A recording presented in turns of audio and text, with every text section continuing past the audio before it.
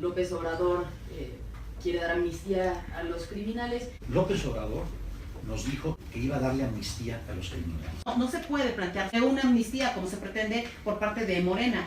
En relación con el tema de la amnistía, bueno, la doctora Olga Sánchez Cordero ha aclarado muy bien este tema, ya señaló que para eso se requiere una ley, que esa la discute el Congreso, que hay condiciones especiales para obtener la amnistía, que hay casos particulares que debe determinar la ley, y también que hay una cuestión que no puede desconocerse, que es el fracaso de la estrategia de choque que emplearon los gobiernos del PAN y del PRI en los últimos 12 años, que no ha llevado a tener más seguridad. La paz, la seguridad, la tranquilidad de los mexicanos está primero. Así es de que es una responsabilidad avanzar con nuevas estrategias. No solo se propone este tema, se propone además que podamos fomentar la parte social, preventiva, sobre todo enfocada a los jóvenes. ¿Qué le ha ofrecido el PRI y el PAN también, por cierto, a los jóvenes? Muerte, cárcel, desmantelamiento de la educación superior, que plantea Morena, que plantea Andrés Manuel López Obrador, apoyar la educación, generar escuelas, generar espacios, dar becas a los estudiantes, apoyar en su primer empleo a los jóvenes para que se inserten en el aparato productivo. Es decir, todo ello va a ayudar mucho a la seguridad. Los jóvenes, por desgracia, son presa de la delincuencia. El 70% de los internos en los reclusorios tienen menos de 30 años de edad y el número de presos ha crecido de manera exponencial. Nosotros estamos del lado de las víctimas, no del lado de los criminales. El PRI ha hecho muchísimo daño a los mexicanos. Es el autor de muchas represiones sangrientas en contra de los mexicanos y que han ocurrido también en este sexenio. No solo es Tlatelolco, no solo es Aguas Blancas, no solo es Acteal, sino también ahora es, por ejemplo, Nochixtlán, Ostula y otras matanzas y represiones que ha realizado en contra de los mexicanos. El gobierno del PAN, de Felipe Calderón, provocó una gran violencia que está viviendo el país. Muy fácil hablar del tema de la inseguridad cuando ellos agudizaron un problema de inseguridad muy fuerte. Ahora tenemos en el país 100,000 ejecutados, más de 100,000 ejecutados del gobierno de Felipe Calderón y más de 100,000 ejecutados del gobierno de Enrique Peña Nieto. Son cifras muy parecidas. Una gran violencia, una gran inseguridad. No aumentó la seguridad, ahora hay más inseguridad, ahora la gente está más temerosa. Ahora, en estos sexenios de Calderón y de Enrique Peña Nieto es cuando hemos tenido la mayor incertidumbre en la historia en materia de inseguridad. Ahora es cuando la gente se ha protegido en estos dos sexenios de esa violencia. Y nada más te digo lo siguiente: estamos ahorita llegando a unos niveles de violencia contra las mujeres terribles. 7 mujeres asesinadas todos los días, más de 60 ejecutados todos los días.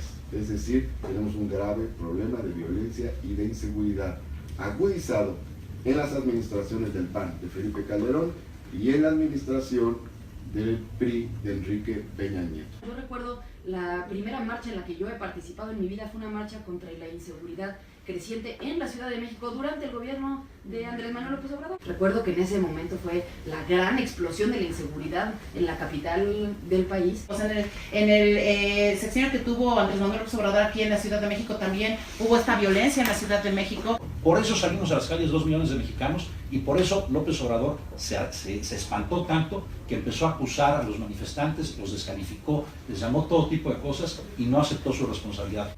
Ahora, sobre el tema de la seguridad en la ciudad, Andrés Manuel López Obrador bajó los índices delictivos en la Ciudad de México, reunió al gabinete de seguridad todos los días, de lunes a domingo, incluyendo días festivos, a las 6 de la mañana. Y, por ejemplo, el último gobierno del PRI en la Ciudad de México nos dejó en el año 1997 más de 500 homicidios dolosos con arma de fuego.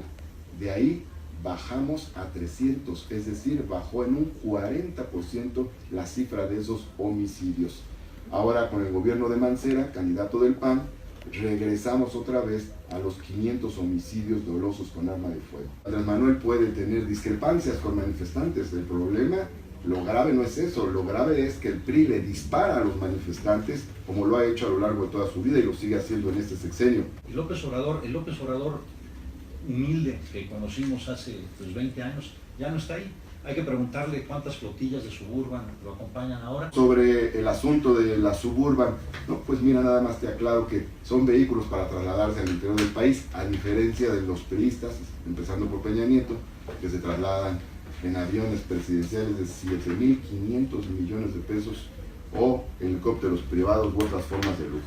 Sobre los riesgos del populismo, ¿no? También fue Fitch Ratings, ¿no? La que lo hizo. Sí, y ahorita Sí. vamos a discutir Bueno, okay. quiénes son los populistas, porque en el Estado de México Delfina Gómez propone transporte público Sí. y Del Mazo propone la tarjeta rosa. Pero los populistas son los Okay. de No, Morena, sí, ¿verdad? pero bueno, también. Nada más para pues, ponerte un perfecto, ejemplo, sí. el gobierno de Fox Ajá. aumenta el gasto corriente, el gobierno del PAN, de Fox, Sí.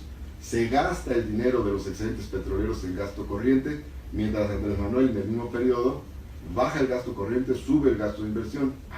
Pero el populista es Andrés Manuel.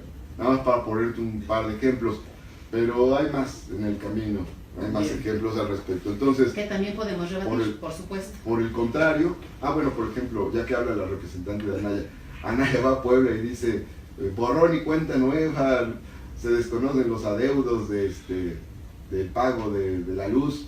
Pero el populista es Andrés Manuel López Obrador. Bueno, entonces, yo creo que eso es absolutamente muy cuestionable, y el gobierno de Andrés Manuel, en cambio, tuvo mucha disciplina fiscal cuando fue jefe de gobierno, tuvo además una reducción del gasto corriente, como decía, Ujú. y fue un gobierno con buenos números económicos.